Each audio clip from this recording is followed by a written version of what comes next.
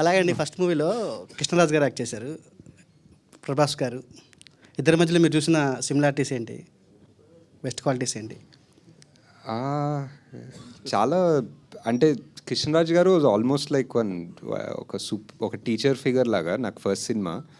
So ఆయన కథ చెప్పాలని వెళ్ళినా, ఆయన కాస్ట్యూమ్ ట్రయల్స్ దగ్గరికి వెళ్ళినా, ఇది లిటరలీ ఇంకా నేను పెద్ద చెప్పేదేం లేదు, ఒకటేదో చెప్పి ఆయన ఎక్స్పీరియన్స్ నుంచి ఇలా ఉంటే బాగుంటుంది, అలా ఆ సినిమాలో అలా చేశాను, ఇలా చేస్తే బాగుంటుందని ఆయన లుక్ ఆయనే డిజైన్ చేసుకున్నారు. అండ్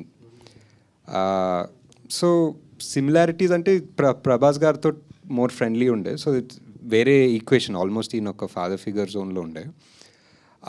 బట్ వన్ సిమిలారిటీ ఏంటంటే 2 రోజులు షూట్ చేసాం అనుకుంటా సార్ తోటి, అండ్ 2 రోజులు ఆయన యూనిట్కి ఫుడ్ పెట్టారు బేసిక్లీ. సో అది చాలా సిమిలర్ ఏమో. అలాగండి కృష్ణరాజు గారికి ఉన్న ఇమేజ్ వేరు, రెబల్ స్టార్ ఆయన ఇమేజ్ వేరు. ఆ ఇమేజ్ ఉన్న ఆయన్ని మీరు అలాంటి శాంత స్వరూపంలో అలాంటి క్యారెక్టర్కి ప్రత్యేకంగా ఆయన్నే తీసుకోవటమే తెలీదండి. అంటే అప్పుడు చాలా అనిపించింది ఆయన ఉంటే బాగుంటుందని. ఆయన ఒక సినిమా చేశారు, అవతారం అని ఒక సినిమా చేశారు, దాంట్లో ఒక లుక్ ఉంటుంది, అది బాగుండే అనిపించింది. అండ్ ఆయన ఎందుకో ఒక పెద్ద మనిషి ఇలాంటి మాటలు చెప్పాలంటే ఎవరికో ఒక అర్హత ఉండాలి, ఎందుకో ఆయనకు ఉంది అనిపించింది ఆ టైంలో. సార్ 3650 రోజులు అయితే మా కళ్ళ ముందు మేము రాజమౌళి గారిని, సుకుమార్ గారిని, బోయపాటి సీన్ గారిని వీళ్ళందరినీ చూస్తున్నప్పుడు వీళ్ళు పెద్ద డైరెక్టర్స్ అనే ఒక స్టాంప్తోనే వచ్చారు, అలానే స్టార్ట్ అయ్యారు. కానీ మిమ్మల్ని చూసినప్పుడు ఎప్పుడు కూడా మాకు అలా అనిపించలేదు. బట్ మీరు ఇప్పుడు ఆ రేంజ్ ఆఫ్ డైరెక్టర్స్లోనే ఉన్నారు. నిజంగా ఎదగటం అంటే ఈ రేంజ్ ఎదగటం అనేది మిమ్మల్ని చూస్తే అర్థమవుతుంది సార్. మేమంటే మిమ్మల్ని చూసినప్పుడు అయితే మాత్రం పర్టికులర్గా మొన్ననే కదా జరిగింది ఎవడే సుబ్రహ్మణ్యం అనే ఫీలింగ్ మా అందరికీ ఉంది. అంటే మేము ఇక్కడ ప్రెస్ మీట్లకు వచ్చి చూసాం కాబట్టి. నెక్స్ట్ ప్రెస్ మీట్ కళ్ళజోడు డెఫినెట్ లేదు, ఇప్పుడు తీస్తే కనుక ఎవడే సుబ్రహ్మణ్యంకి ఏ రేంజ్ బడ్జెట్ ఉంటుంది సార్? నాకు తెలిసి ఇది వైజయంతి మూవీస్ కాదు, స్వప్న సినిమానే ఫస్ట్ నుంచి కూడా.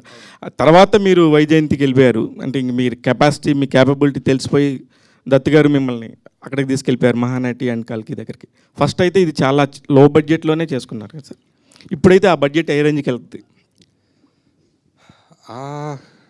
అంటే ఇప్పుడు ఆల్రెడీ ఇప్పుడున్న నానికి, ఇప్పుడున్న విజయ్కి అయితే ఆబ్వియస్లీ చాలా పెద్దగా అవుతుంది సినిమా. అండ్ మేబీ మీరు చేస్తారు సార్ వాళ్ళతోనే ఇప్పుడు అంటే మళ్ళీ మీరు ఫ్రెష్ డైరెక్టర్ అయితే?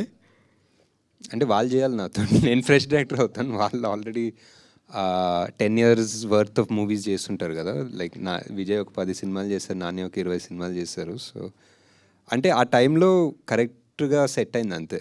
చాలా లో బడ్జెట్ కానీ అందరూ ఇంకా ఫ్రెండ్లీగా చేసుకున్నాము, ఇంకా ఫేవర్స్ అడిగి చేసుకున్నాం. ఏదో ఒక రకంగా ఒక చిన్న ఇంట్లో ఫంక్షన్ ఎలా ఉంటుందో అలా చేసాం సినిమా. సో దానికి కల్కి కంప్లీట్. ఇప్పుడు ఆలోచిస్తే నిజంగా ఆ రోజున ఉన్న ఆ చైల్డిష్నెస్, కొంచెం అందరూ కూడా కలిసి సరదాగా చేసుకుందాం అనే ఒక మైండ్ సెట్ని ఈ రోజున్న కమర్షియాలిటీకి మనం కనుక ఆలోచిస్తే అసలు చేయగలం అసలు ఇట్లాంటి సినిమా? ఇప్పుడు ఈ టైంలో ఒక కొత్త డైరెక్టర్ వస్తే మీలాగా కొత్త చేస్తున్నారు కూడా, నాకు తెలిసి ఇప్పుడు కూడా చేస్తున్నారు definitely. I think the technology ఇంకా కంఫర్టబుల్ అయింది.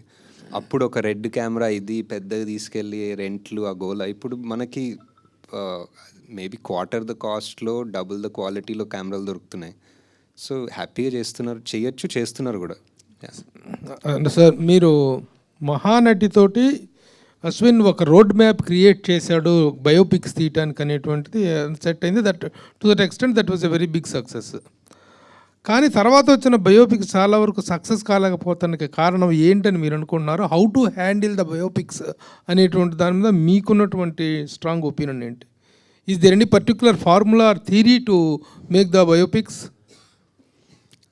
నాకు అంటే తెలియదు సార్, నాకు అనిపిస్తుంది ఏంటంటే అట్లీస్ట్ సావిత్రి గారి సినిమా మహానటి తీసేటప్పుడు it was purely I was in love with Savitri Garu's character, fully her story, her journey, ups, downs, everything was so interesting for me.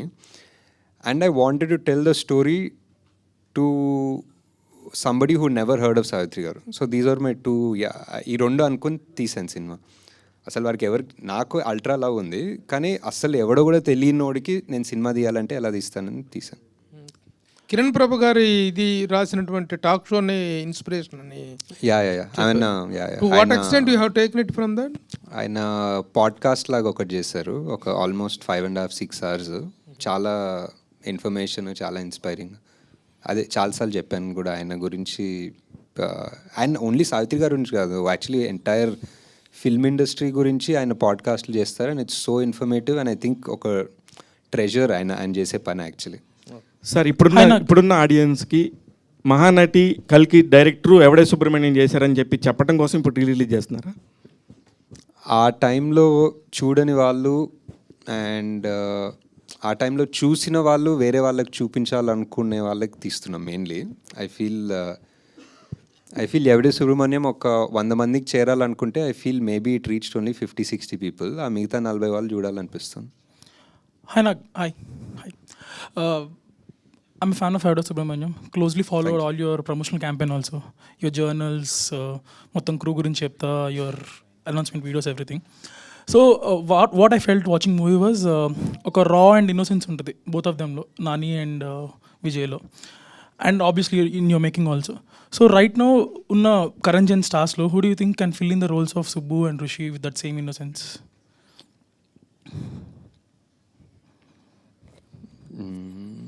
ఆలోచించి చెప్పాల్సిన క్వశ్చన్, నాకు అంత తెలియదు యాక్చువల్లీ. ఇప్పుడు